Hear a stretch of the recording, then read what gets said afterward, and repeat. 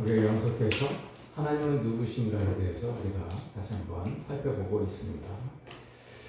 우리가 잘 알고 있는 것처럼 느껴지지만 사실은 잘 모르는 경우가 많이 있죠.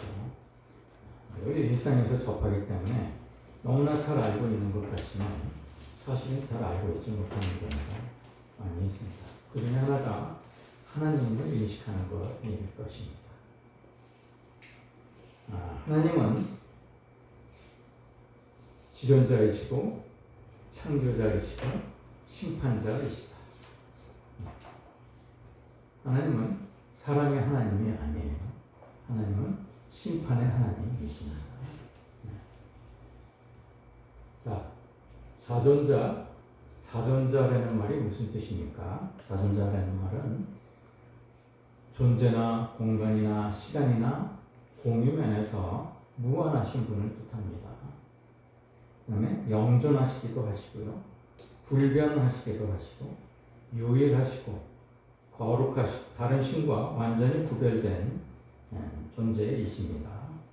거룩하시고 완전하시고 무엇이든지 아시고 무엇이든지 가능하신 분이시고 어느 누구에게도 전혀 불만을 일으키지 않을 정도의 공의로우시고 그리고 지극히 존귀하신 분이시며 빛이신 분이시고 이런 분이 만일 우리가 거듭나기만 한다면 이런 분이 나의 아버지가 되신다는 거예요. 여러분 거듭나시면 그래서 세상이 감당하지 못하는 것입니다. 이런 분이 아버지이시기 때문에 그렇습니다. 지난주에는 우리가 창조주이시라는 것을 나눴습니다.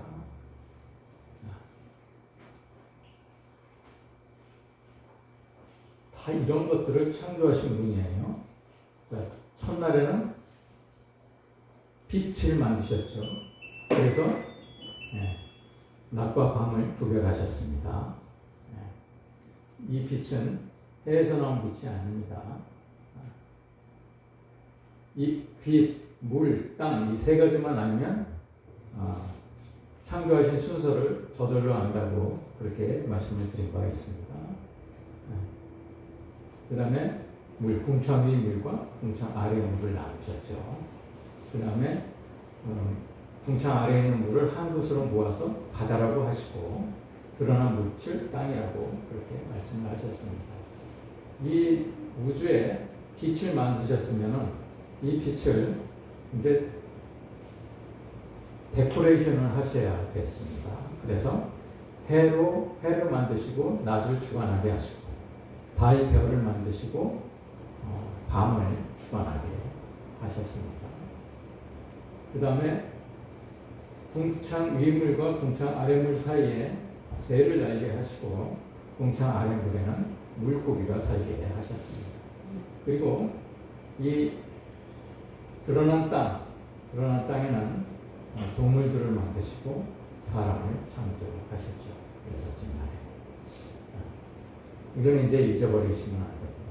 빛, 물, 땅만 여러분들이 암기하고 계시면 그 순서는 여러분들이 저절로 아시게 될 것입니다.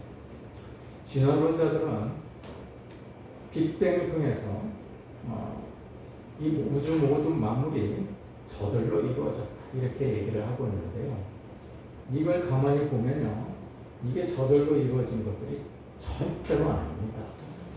이게 어떻게 저절로 이루어질 수 있습니까? 그리고 약 1000억 개에 다다르는 이 제1은하계, 지구가 속한 은하계에만 1000억 개의 별이 있는데 어떻게 그 1000억 개의 별 중에 오직 지구만 이 공기가 있고 풀이 있고 물이 있습니까? 말이 안 되는 소리 아닙니까? 어떻게 우연히 만들어졌는데 그 하나만 그렇게 이루어집니까? 말이 안 되는 소리입니다. 여러분, 이 땅에서요 모든 것들이 만들어졌습니다. 우리 컴퓨터, 반도체 다 땅속에 있는 거 끄집어내서 만든 겁니다. 여러분, 이 에어컨 우리가 유용하게 사용하고 있지만 이 플라스틱도 어디서 나온 겁니까? 다 땅에서 나온 겁니다. 이 속에 있는 반도체 다 땅에서 나온 거예요. 동물들은 땅에서 안 나왔으니까 다 흙으로 만들었습니다. 사람도 흙으로 만들었습니다. 그걸 어떻게 하느냐?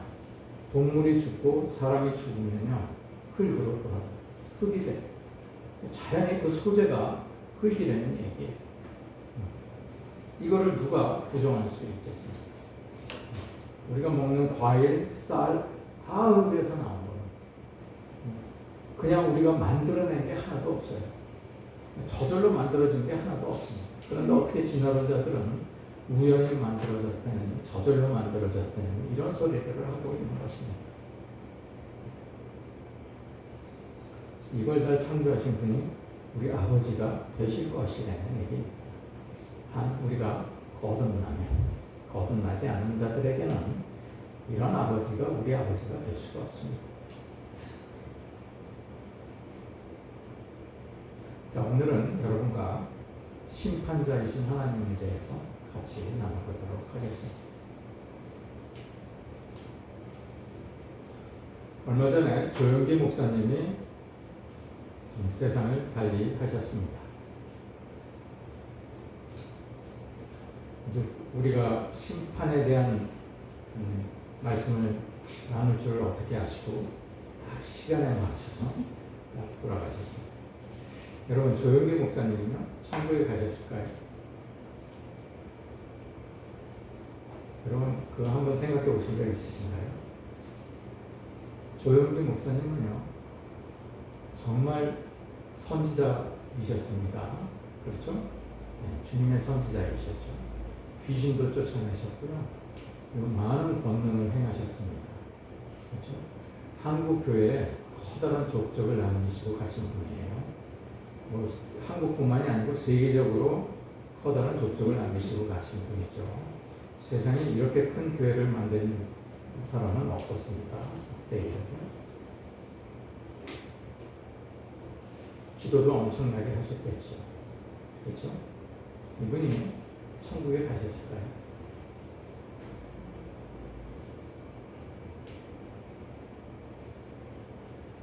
마태복음 7장에 보면 이런 말씀이 나옵니다. 나더러 주여 주여 하는 자마다 다 천국에 갈 것이 아니요 다만 하늘에 계신 아버지의 뜻대로 행하는 자라야 들어가리라. 이 주여 주여 하는 자가 누구라고 그랬지? 주여 주여 하는 자마다 다 가는 게 아니라는 거예요. 주여 주여가 바로 뒷장에 나와. 주여 주여. 우리가 주의 이름으로 선지자를 하는, 주의 이름으로 귀신을 쫓아내며 주의 이름으로 많은 권능을 행하지 아니하였나이까 하리니, 그런 사람들에게 주님께서 분명히 얘기를 하신다고 했어요. 내가 너희를 도무지 알지 못하는 불법을 행하는 자들아 내게서 떠나. 어쩌면 우리는 잘 알지 못합니다. 그러나 조영기 목사님이 하나님을 만나서 하나님께서 내가 너를 도무지 알지 못한다는 심판을 받으셨을지도 모릅니다.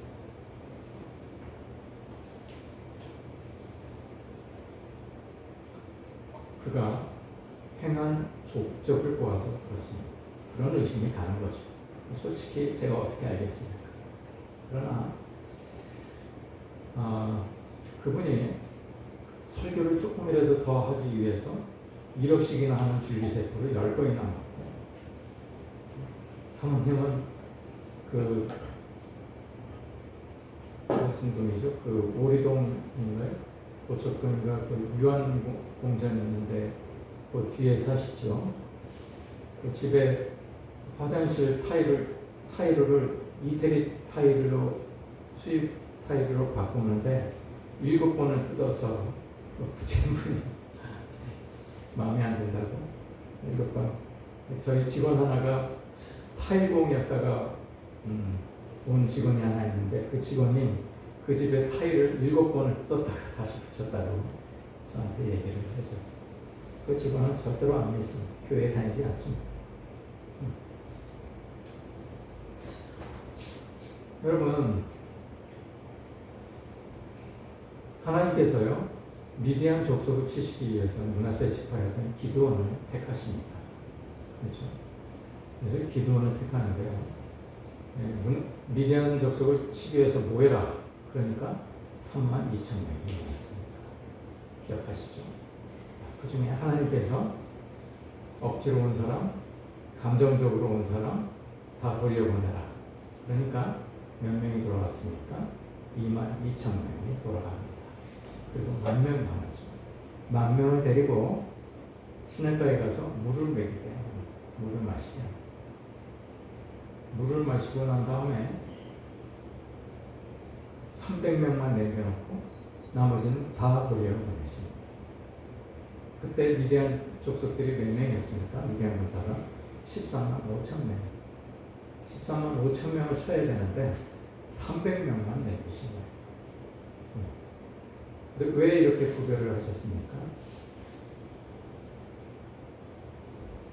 다 물을 먹는데요. 자기 일, 자기 목마른 것을 찾고자 하는 사람, 거기에만 집중한 사람들은 다 돌려보냈어요. 하나님의 일을 바라보고 하나님의 일을 자기 목을 축이더라도 하나님의 일을 생각하는 사람을 택하신 것입니다. 1만 명은 부르심을 받은 자들입니다. 그 중에 택하심을 받은 자들은 300명밖에 되지 않았습니다. 이 택하신 자들이 천국에 들어가는 것이죠. 이게 하나님께서 이 땅에서 우리에게 보여주신 심판의 예증입니다.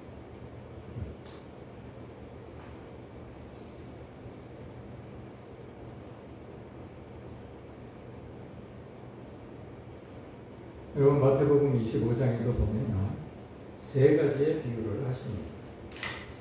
어떤 비유가 나옵니까? 열처녀의 비유가 나오고, 그 다음에 어떤 비유가 나옵니까? 10달란트, 5달란트, 1달란트 받은 종의 얘기가 나옵니다. 그리고 세 번째로는 양과 염소의 얘기가 나오죠. 자, 이 열처녀는요, 다 교회 다닌 사람들이었습니다. 다 주님 집에 주님을 기다리던 사람들이었어요. 그렇죠? 그런데 무엇이 구별을 했습니까? 준비된 자였느냐, 준비되지 않은 자였느냐로 구별을 했습니다. 양과 염소는 어떻게 구별을 하셨습니까? 이거 저절로 구별이 되더라고요. 양은 우리가 언제 그랬습니까? 주님께서요, 내가 옥에 갇혔을 때 너희가 와봐줘. 내가 굶주릴 때 먹을 것을 줘. 내가 아팠을 때 나를 돌봐주었노라. 내가 헐벗을 때 너희가 옷을 갖다 주었다. 그러니까 양은 뭐라고 그럽니까? 저희들이 언제 그랬습니까? 라고 얘기해요. 이게 무슨 말입니까? 거듭난 사람들은요, 이러한 일들을 무의식 중에 해만 되는 얘기예요. 그러나 거듭나지 않은 자들은요, 우리가 언제 안 그랬습니까? 라고 합니다. 이 사람들은요, 자기가 한 일들을 주님 앞에 다 드러내고 기억하는 사람들이에요. 그래서 우리가 언제 안 그랬습니까? 그렇게 얘기를 하는 거예요.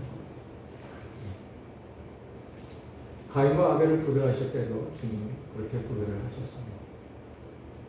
가인은 내가 내 동생을 지키는 자이니까 이렇게 얼굴이 빨개져가지고 대드는 사람이었습니다. 그 사람들의 재물은 주님께서 받지 않으세요.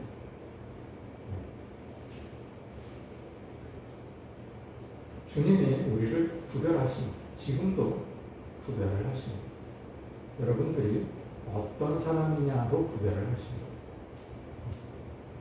사람은요, 나이를 먹게 되면 두 가지로 분류어지게 됩니다. 언젠가 한번 여러분들과 나눈 적이 있습니다. 한 사람은 노인으로 분류어지고, 한 사람은 어른으로 분류어집니다. 그렇죠? 신앙도 나이가 있습니다. 신앙도 20년, 30년 다닌 사람이 4, 5년 다닌 사람들하고 다툰다든지 그 앞에서 신앙을 자랑한다든지 이러면요, 그 사람은 노인의 신앙을 가지고 있는 사람입니다.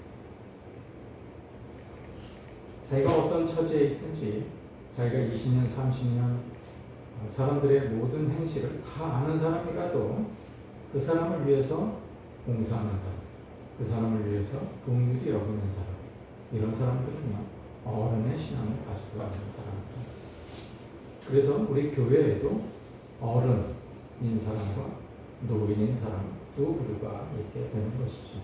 노인인 사람들은요 자기의 달란트를 아무리 오래 다니면 뭐합니까? 그 달란트를 땅에 묻은 사람. 그래서 마태복음 25장에서 한 달란트 받은 종이 그 달란트를 땅에 묻는 바람에 바깥 어두운 데로 내가 쫓는 것이죠.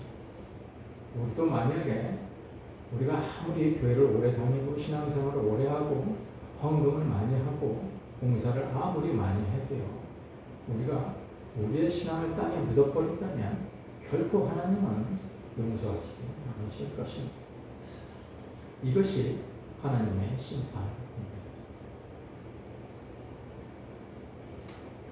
오늘 저와 여러분이 주의 깊게 살펴봐야 될 것은 하나님은 분명히 심판을 하십니다. 그렇죠? 분명히 심판을 하시는데 하나님은요 사랑이시라는 말에 현혹되지 말라는 거예요. 하나님은 사랑의 하나님에게 앞서서 심판이신 하나님, 심판자이신 하나님이십니다. 하나님은요 심판을 통해서 거둬들인 알곡들에게는 사랑의 하나님이 되시지만 쭉정이로 영불에 던져진 사람들에게 대해서는 저주의 하나님이 되십니다.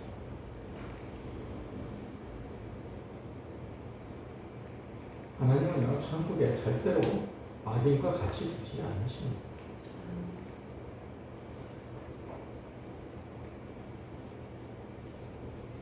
여러분 계시록을 통해서요 우리가 하나님의 심판이 어떻게 이루어지는지를 우리가 지금 수요일 성경 공부를 통해서 잘 나누고 있습니다.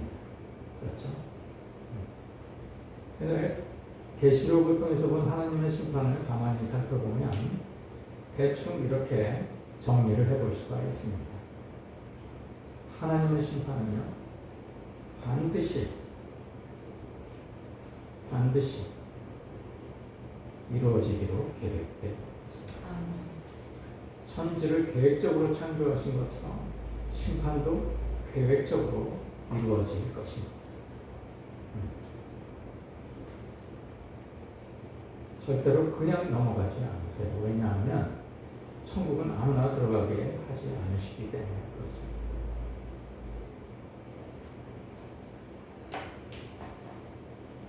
그에게 주사 반드시 속히 일어날 일들을 그 종들에게 보이시려고 그 천사를 그 종 요한에게 보내어 알게 하신 것이라고 말씀하신 것입니다. 두 번째는 하나님의 심판은요 체계적이고 그리고 무겁고 위험이 있습니다. 병대치 않으세요. 이렇게 심판을 내리려다가 손을 거두지 않으십니다. 그냥 처음부터 계획된 대로 그대로 심판이 이루어지는 것입니다. 그래서 하나님의 진노를 가득히 담은 금대접 일곱을 그 일곱 천사들, 이 재앙을 담당하는 이 일곱 천사들에게 주니 성전의 연기가 가득 찼다고 그랬습니다. 성전의 연기는요 하나님의 임재를 가리킨다고 그랬습니다. 하나님의 임재와 위엄을 가리킨다고 그랬습니다. 광야에서 구름 기둥으로 이스라엘 백성들을 인도하실 때 감히 이스라엘 백성들은 범접하지 못했습니다. 거기에 범접했다가는 죽음을 면하기 어려웠기 때문에 그랬습니다. 하나님의 심판은 어느 누구에게도 편중되지 않고 공의롭습니다. 누구도 불만을 가질 수가 없을 정도로 의로우십니다.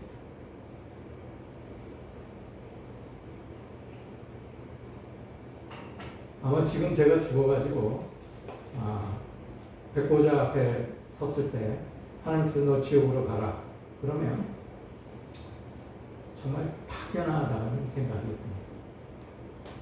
당연히 저는 지옥으로 가야 된다고 생각합니다. 이 상태로 천국에 가면 그렇습니다. 그래서 제가 키를 쓰고 회개에 이르러서 거듭남에 이르려고 그렇게 애를 쓰는 것이죠. 여러분들도 정말 부디 바라건대 정말 회개하십시오. 회개해서 거듭남을 받으십시오. 우리가 할 수 있는 일은요, 우리가 스스로를 거듭나게 하지 못합니다. 우리는 회개를 해. 회개하면 하나님께서 어느 순간인가 거듭나게 해주세요. 거듭나면 그분의 자녀가 되는 것입니다. 그분의 자녀가 되면 모든 죄를 도말하십니다. 그리고 우리가 의로워져서 천국에 이르게 되는 것이죠. 그러면 천지를 창조하신 우리 하나님이 우리의 아버지가 되십니다. 여러분, 그 영광을 우리가 받아야 됩니다. 교회를 아무리 오래 다니면 뭐합니까? 그 영광 받지 못하면 아무 소용 없습니다.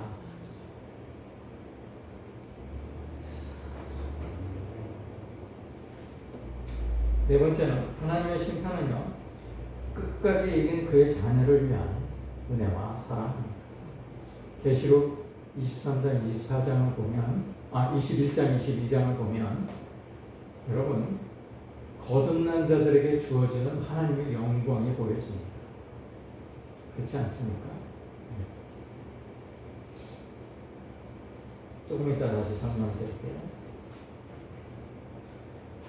다섯 번째는 우리가 요한계시록을 통해서 가만히 살펴보면 하나님의 심판이라는 것이요, 저주가 목적이 아니고 거듭난 자들에 대한 은혜와 사랑을 주기 위한 심판이시다. 이런 거예요. 그래서 거듭난 자들에게 끝까지 환난을 이기고 벗어난 자들, 짐승과 그의 우상과 그의 이름의 수를 이기고 벗어난 자들을 위해서 하나님께서 예비하신 곳을 주신다는 겁니다. 이것이 하나님의 사랑입니다. 그 사랑을 우리가 받아야 됩니다. 여러분, 계시록에 나온 세 가지 심판이 있습니다. 세 가지의 7 심판이 있죠. 그렇죠? 자, 첫 번째는 7 인의 심판이 있습니다. 여러분 잘 아시죠? 우리가 너무나 잘 아는 얘기입니다. 자, 전쟁이 끝없이 이루어집니다. 이것도 있고요. 또 두 번째 인을 띄시니까 서로 죽이게 하고 큰 칼을 받은 자가 나타납니다. 세 번째는 전쟁이 이렇게 많이 일어나고 처처에서 죽음이 일어나는데 언제 우리가 경작을 할 시간이 어디 있겠습니까? 당연히 경작이 없으니까 이런 먹을 것들이 비싸지게 되는 거예요. 하루 일해봐야 겨우 밀 한 대 받는 거예요. 보리 석 대를 받는 거예요. 또 감량약 포도주는 만지지도 말아요. 상하게 하지 말라.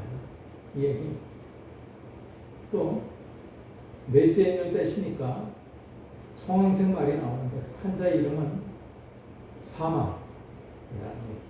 그래서 검과 흉년과 사망과 땅의 짐승들로서 사람들을 해친다는 얘기. 다섯째 인을 떼시면 하나님 말씀과 그들이 가진 증거로 말미암아 죽음을 당한 영혼들이 제단 아래에 있어 하나님께 외쳐 이르되 거룩하고 참되신 대주제여, 땅에 거하는 자들을 심판해 우리 피를 갚아주지 않으시기를 어느 때까지 하시려 하나이까 하니 각각 그들에게 흰 두루마기를 주시며 이르시되 아직 잠시 동안 쉬되 그들의 동무 종들과 형제들도 자기처럼 죽임을 당하여 그 수가 찰까지 하라 하시더라. 흰 두루마기, 이게 예고. 여섯째 인을 떼시면 우주가 변개가 됩니다. 땅에 지진이 일어나고 해와 달이 피같이 붉어지고 검어집니다. 우주에 이런 기운이 보인다. 그러면 여러분 이제 말세구나 라는 생각을 하셔야 됩니다. 여러분 요즘 음모론이 많이 일어납니다. 딥스테이트랄지 여러 가지 음모론이 많이 일어나죠. 그런데 아직 그런 때는 안 일어날 것 같습니다. 왜냐하면요,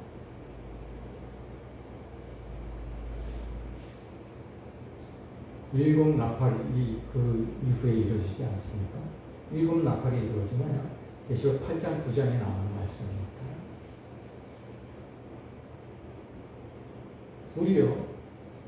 우리 땅에 쏟아지고 3분의 1이 타버리고 수목의 3분의 1도 타버리고 각종 풀풀도 타버려요.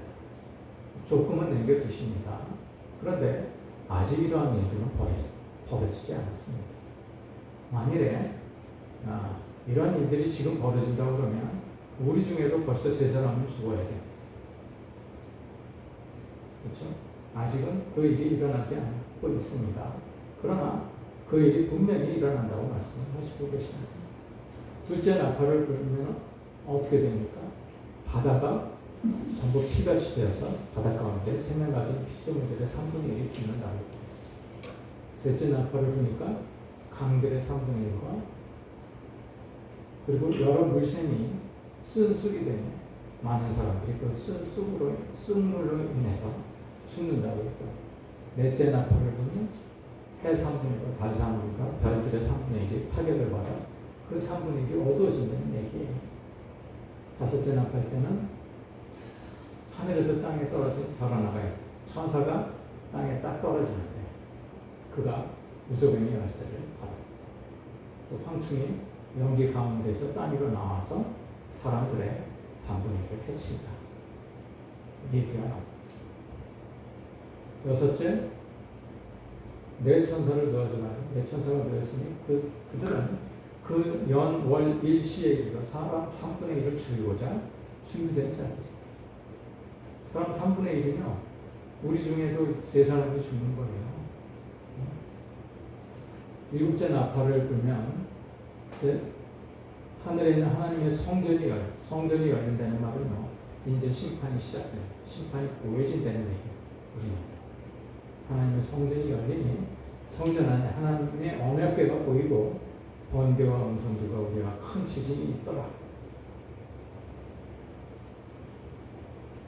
마지막으로 세 번째 재앙은 무엇입니까? 일곱 대접 재앙이죠. 첫째 대접은 뭡니까? 짐승의 표를 받은 사람들, 용맹의 표를 받은 사람들은 악하고 독한 종기가 나게 된다는 얘기. 그 다음에 둘째 대접을 쏟으니까 바다가 죽은 자의 피같이 된다. 얘기. 바다 가운데 모든 생물, 그때는 3분의 1만 죽이는 게 아니고 모든 생물이 죽습니다. 셋째 대접은 강 물 근원에 쏟으니까 피가 강과 물 근원이 피가 되니까 물론 물도 피가 되는 거죠. 흐르는 물도 피가 되는 거죠. 거기에 무슨 생물이 살 수 있겠습니까? 넷째 대접은 해가 권세를 받아서 불로 사람들을 태운다 했어요. 해가요, 지금보다 조금만 더워지면요, 우리는 다 없어집니다.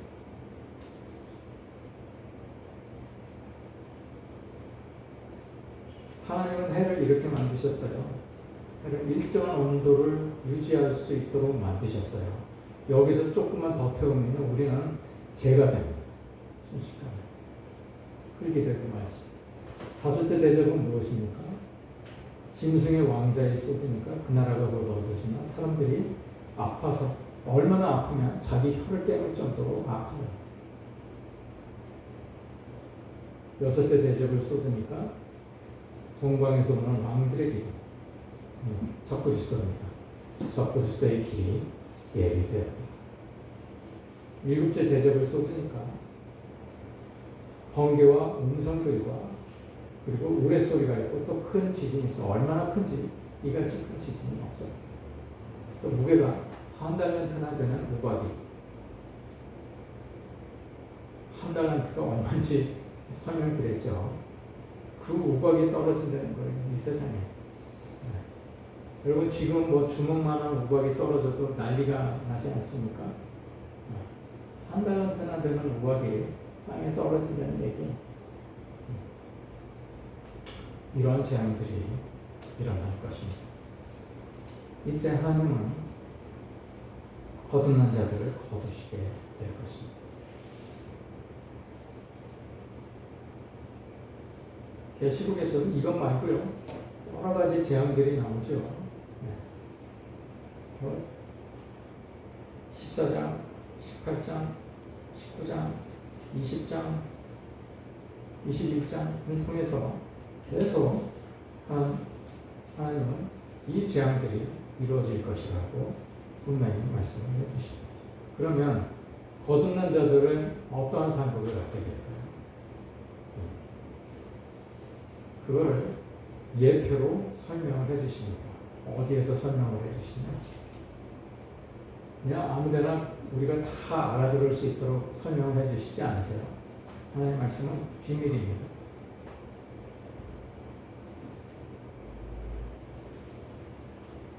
자, 계시록 2장 3장에 보면요, 우리가 마지막 때에 거듭난 자들에게 주시는 상급이 일어납니다.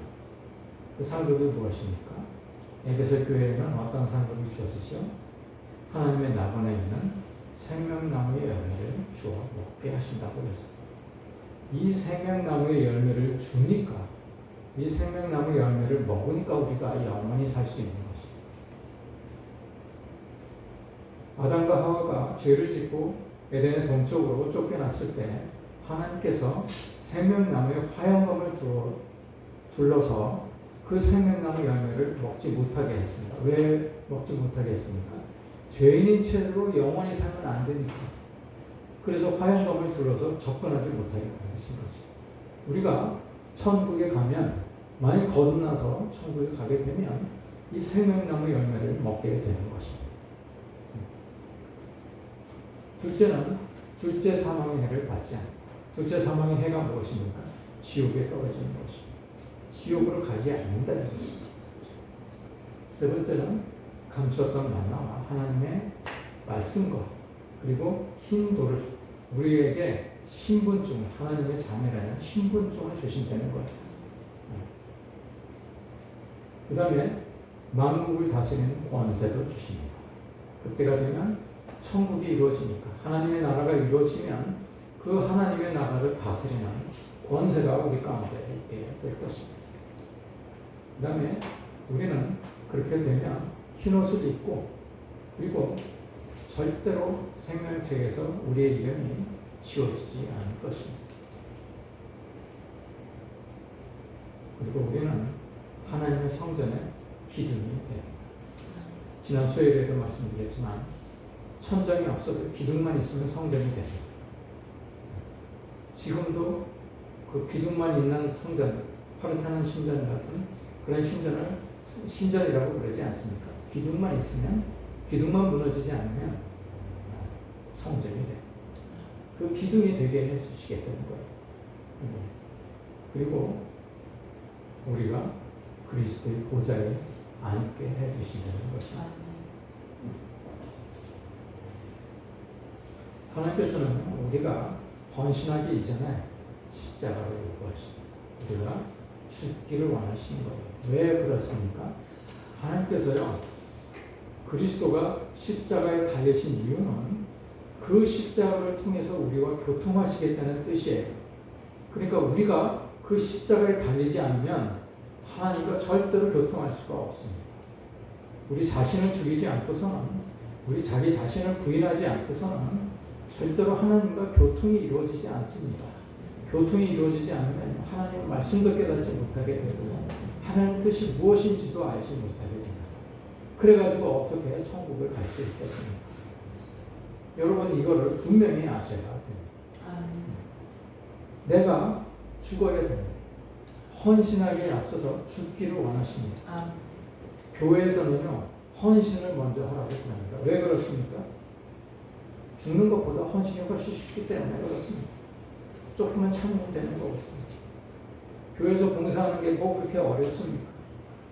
교회에서 일하는 게 뭐가 그렇게 어렵습니까? 교회에서 사람들을 사랑하는 척 하는 게 그렇게 어렵습니까? 잠깐이면 되는데 그러나 죽는 것은요, 그렇게 쉬운 일이 아니에요.